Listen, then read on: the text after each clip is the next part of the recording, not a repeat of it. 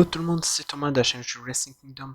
Aujourd'hui on se retrouve pour ma review du show NWA Empower qui avait eu lieu le 28 août. Donc du coup je vais vous faire les résumés des matchs, puis de mon ressenti global sur le pay-per-view. Avant de débuter par des matchs, nous avons eu la présence de Mickie James qui est venue sur le ring justement pour faire les éloges du catch féminin en disant qu'elle a beaucoup de fois entendu que le catch féminin ne pouvait pas apporter d'argent et qu'avec ce pay-per-view elle veut montrer que le catch féminin c'est du catch et que ce soir-là c'est la nuit pour que les fans prouvent que le catch féminin a, comment dire, a une place. Personnellement, ce speech-là, je l'ai trouvé assez normal. Je m'y attendais qu'elle allait ouvrir le show. Parce que vu que c'est celle qui est responsable et que grâce à elle, on a eu ce show, je me doutais qu'elle allait ouvrir le show. Donc voilà, un speech basique d'ouverture de show, disons. Nous avons donc ouvert le show par un triple threat match qui opposait une représentante de la NWA, une représentante de la AAA et une représentante de la AEW. Donc la représentante de la NWA était Kelly Ray, la représentante de la AAA était Chic Tormenta et la représentante de la AEW était Diamante. Personnellement, Chic Tormenta est une catcheuse que je connais peu, malgré que je vois la AAA. Le match, je l'ai assez bien aimé. Bon, c'est pas le match de la soirée parce que c'était un opener, mais je trouvais en termes d'opener, c'était un très bon match. J'ai pas grand chose à dire, c'était un très bon opener. Ouais, voilà, c'était un très bon opener. Nous avons donc continué par un match qui était pour les NWA Women's Tag Team Tournament qui opposait The Aches, Alison Kay et Marty Bell contre Hell on Heels, Sarah Seven et René Michel. Personnellement, Sarah Seven, c'était la seule que je ne connaissais pas du match. Bon, je l'ai trouvé assez bien, voilà, après sans plus. Le match par lui-même, il était bien, mais d'après moi, il était trop court, je dirais. J'aurais bien aimé en voir un petit peu plus. Victoire de Alison Kay et Marty Bell qui avancent donc pour la finale. Mais ouais, la seule point positif que je pourrais dire de match, c'est peut-être la durée que j'aurais aimé voir un petit peu plus. Sinon, le match par lui-même était très bien. Les quatre catcheuses ont eu leur temps. Elles ont chacune pu briller. Donc, en termes de booking, très bon. Mais, ouais, voilà, le seul bémol pour moi pour ce match, c'était le temps. Le prochain match était pareil pour la NWA Women's Tag Team Tournament qui opposait The Free Babes, Jessie Young et Miranda Gordy, managée par Hollywood Harley, qui affrontait l'équipe qui représentait la AEW, Red Velvet et Kylie King. Personnellement, ce match était un match que j'attendais beaucoup, parce qu'étant un grand fan des Freebirds, j'avais hâte de voir les Free Babes, et personnellement, je suis pas déçu. Ce trio, j'aime beaucoup. Franchement, les trois, je les trouve très bien, même si, bon, la fille de Jimmy Wang Ying, son père, n'a aucun lien en particulier avec les Freebirds. Je trouvais que le trio était pas mal et j'espère que ce trio va durer, que c'était pas juste un one night only et que justement on va les voir dans les semaines à suivre à la NWA. Sinon, pour ce qui est du match, le match était assez bon. Mais là, pareil, le seul bémol, je dirais que voilà, les matchs de qualification pour les tag team, je les ai trouvés bien, mais comparé à la finale qu'il y aura tout à l'heure, je les ai trouvés peut-être un peu courts. Après, le match par lui-même les deux matchs par eux-mêmes étaient très bons. J'aurais juste, par exemple, rajouté, pas peut-être grand-chose, mais au moins 5 minutes. Mais sinon, voilà, match très bon. Victoire de Red Velvet et Kylie King. Bon, personnellement, j'aurais aimé une victoire des Free Babes parce que voilà, c'était du 109, disons, donc j'aurais bien aimé. Bon, je dis pas que Red Velvet et Kylie Klein sont des vétérans ou tout, mais voilà, les Free Babes c'était leur début en trio, donc j'aurais bien aimé les voir au moins en finale, peut-être pas remporter, mais au moins en finale, mais bon. J'aime beaucoup Red Velvet, j'aime bien que Kylie King, donc content de la victoire et voilà donc ouais. Ouais, voilà, comme j'ai dit, le seul bémol, c'était la durée du match. Sinon, le match était bon. Nous avons eu par la suite une interview de Alison Kay et Marty Bell. Bon, promo basique. Alison Kay, elle rappelle qu'elle a été la première NWA Women's Champion de l'ère moderne. Marty Bell, elle a dit que son pays était fâché avec la NWA depuis plusieurs années, mais que là, ça va changer. Et en gros, voilà, elles disent qu'elles vont capturer les titres tag team. Voilà, en fait, petite promo simple et efficace. Nous avons donc enchaîné avec un segment que pour ma part j'ai vraiment adoré, qui nous a fait rappeler beaucoup de souvenirs et qui a été aussi rempli beaucoup d'émotions. En premier temps, nous avions vu Gail Kim, voilà, dire qu'elle ne pensait pas que ceci pouvait être possible, qu'elle était contente d'être dans ce ring, voilà, qu'elle était contente que ce show puisse se produire et contente de voir qu'il y ait autant de personnes présentes. Après, nous avons eu Taryn Terrell qui est arrivée avec Genocide et Paola Blaze. Voilà, donc Taryn Terrell, elle lui a rappelé, tu te souviens des grands matchs qu'on a eus? Tu te souviens? Euh, je- ouais, tu peux me remercier pour cela. Voilà, après elle a dit, tu te dégages de mon ring. Elle a demandé à Genocide et à Paola de sortir Gelkim du ring. Après, arrivée surprise de Awesome Kong qui a commencé par un face-à-face avec Gelkim. Tout le monde pensait qu'elle allait attaquer Gelkim, mais au final, elle s'est occupée de Paola et de Genocide. Après, elle a pris le micro, elle a fait comprendre qu'elle n'était pas habituée au micro. Elle a dit que ces périodes étaient très compliquées pour elle. Elle a fait une petite touche d'humour en disant que la seule chose qui la faisait lever de son canapé, à part de la glace, c'était Gail Kim. Et elle a appris par la suite, elle a annoncé sa retraite, qu'elle en avait fini avec le monde du catch, qu'elle aimait Gail Kim et que Gail Kim l'avait beaucoup aidé. Après, Gail Kim a pris le micro, elle a dit qu'elle n'avait pas de mots. Voilà, c'est après les deux se sont serrés dans les bras en larmes. Gros moment d'émotion, tout le monde chantait Thank you Kong. Personnellement, pour parler d'Awesome Kong, j'ai tout le temps été un bon fan de Awesome Kong. Je vais pas dire un très grand fan parce que ce serait mentir parce que je n'ai pas pu suivre toute sa carrière, par exemple son passage au Japon. J'ai juste suivi son parcours à la TNA. Bon, son parcours merdique à la WWE sous le nom de Karma. Pour moi, Awesome Kong, c'était la, la, comment dire, une personne qui pouvait être autant heal, mais facilement que face. En fait, du côté face, parce que bon, c'est à la frontière des heals un peu à la Lay Cool ou Beautiful People, c'était facile à soutenir. En heal, quand elle démolissait des babyface, c'était facile. Pour moi, elle, c'est une personne que malgré qu'elle ait eu une bonne carrière, à la WWE déjà, elle n'a jamais été utilisée à sa juste valeur. Parce que si elle avait été utilisée à sa juste valeur, elle aurait été championne de WWE. Là, le plus gros flop dans sa carrière, et ce qu'elle n'aurait pour moi jamais dû faire, c'est de rejoindre la WWE. Parce que la WWE l'ont traité comme rien, alors que cette personne, je suis désolé, c'est une légende, il aurait fallu au moins qu'elle reparte avec un titre. Après, ce que je me souviendrai de Song Kong, c'est ses affrontements légendaires contre Gail Kim, contre Taylor Wilde. Même, je me rappelle, il y avait eu un match contre Mickey James. Euh, T'avais des matchs contre n'importe quel membre des Beautiful People qui étaient pas mal. Contre ODB. Je pourrais en citer tellement plein. Mais en tout cas, le catch féminin perd un grand nom. Et franchement, même qu'elle annonce sa retraite, après voilà, c'est mon côté un peu gourmand, disons. Chaque fois qu'une personne annonce sa retraite, j'espère un dernier match. Par exemple, pourquoi pas un Awesome Kong Gail Kim contre Taryn Terrell et Genocide. Ça pourrait être pas mal pour clôturer ce chapitre de sa vie. Mais voilà, en tout cas, si c'était le dernier soir d'Awesome Kong, elle a reçu une standing ovation qu'il lui fallait. Elle a pu au moins faire une dernière fois son back fixed, son chokeslam, son finish.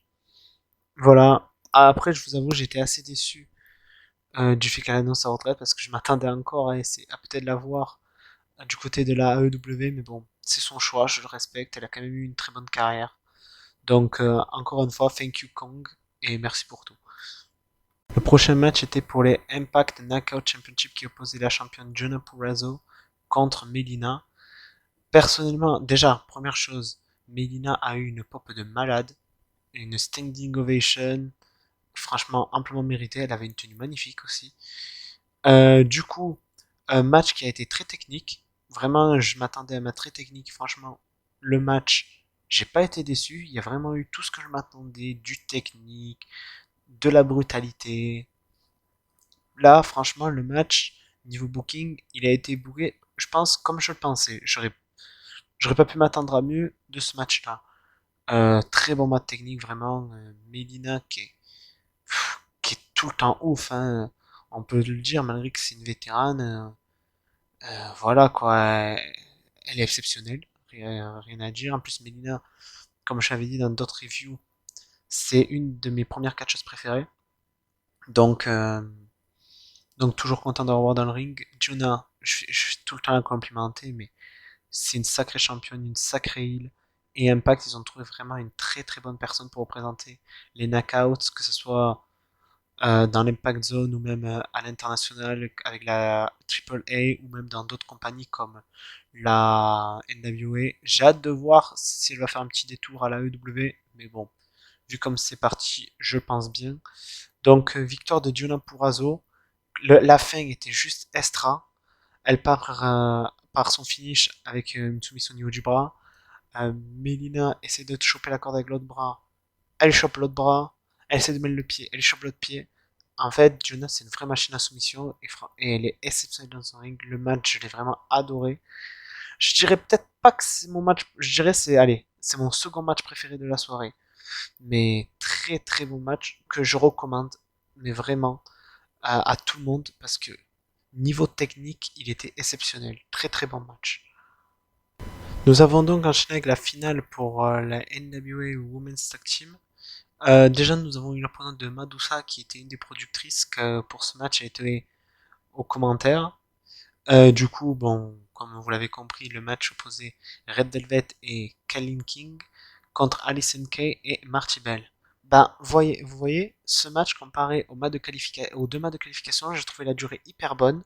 Les matchs étaient encore très très bons, ça, la qualité, je n'ai rien à dire sur la qualité, tous les matchs étaient excellents. Mais là, la durée, je l'ai trouvée parfaite. Voilà, il y a eu des confrontations dans le match que j'ai beaucoup aimé. Il y a eu des séquences également que j'ai énormément aimé. Du coup, victoire de Alison Kay et Marty Bell, victoire, je dirais, assez logique, parce que je ne voyais pas Kylie King et Red Velvet championnes. Malgré que je les adore, je ne les voyais pas remporter le titre. Donc du coup, voilà, elles deviennent les nouvelles NWA Women's Tag Team Champion de la nouvelle ère. Déjà, les titres, première chose, je les trouve superbes. Je les trouve super beaux, les titres.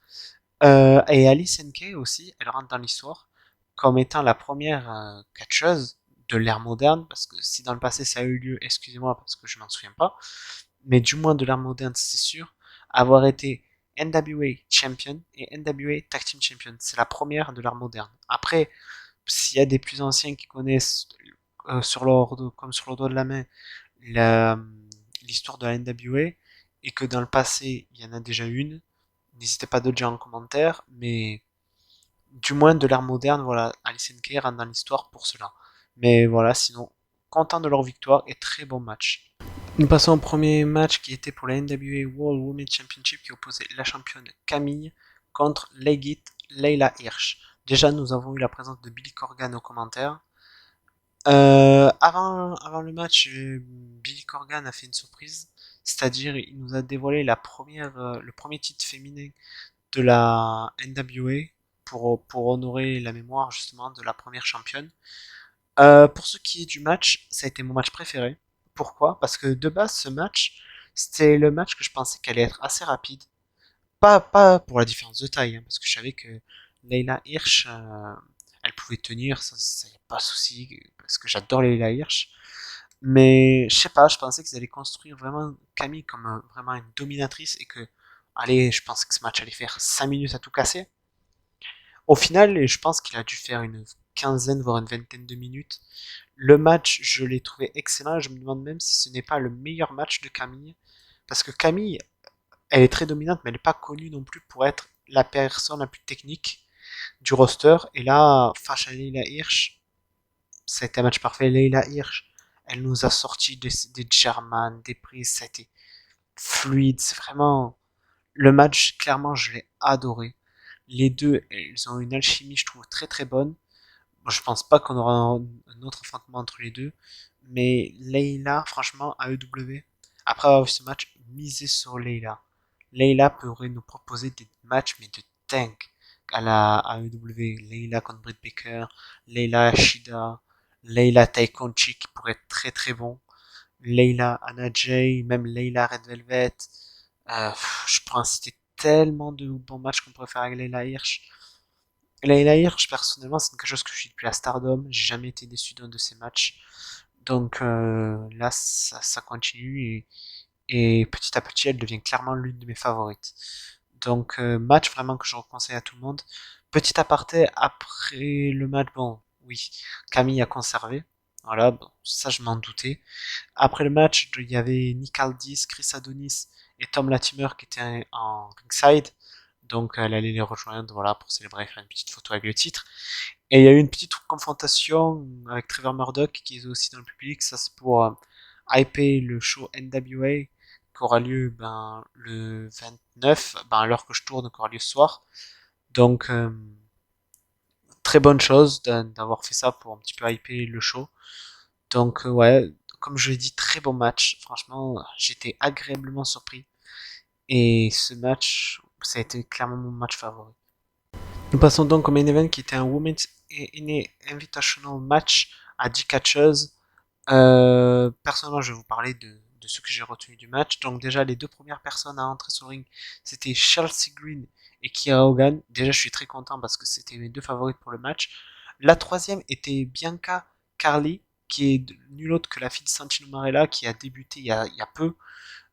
Personnellement, j'avais hâte de le voir ses débuts parce que, étant un grand fan de Santino Marella, j'avais vraiment hâte de les voir. Personnellement, ça se voit qu'elle est encore débutante, mais franchement, très très bonne catcheuse pour le peu qu'il y a eu.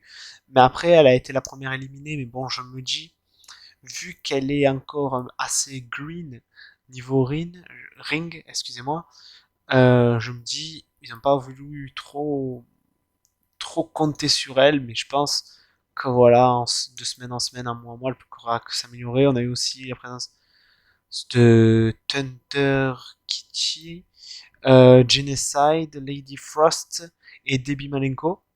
Pendant ce temps, voilà, Debbie Malenko, une légende des rings, qui a eu un bon moment. Après, nous avons eu aussi Jamie Senegal. Nous avons eu Masha, qui est une catcheuse russe, qui a fait beaucoup de matchs au Japon.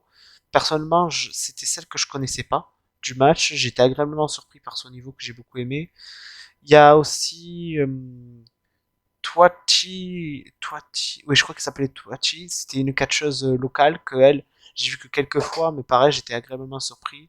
La finale a été entre elle et Chelsea Green, victoire de Chelsea Green. Chelsea Green, j'aime beaucoup ce qu'elle fait actuellement parce que on peut l'avoir à Impact, ROH, maintenant NWA.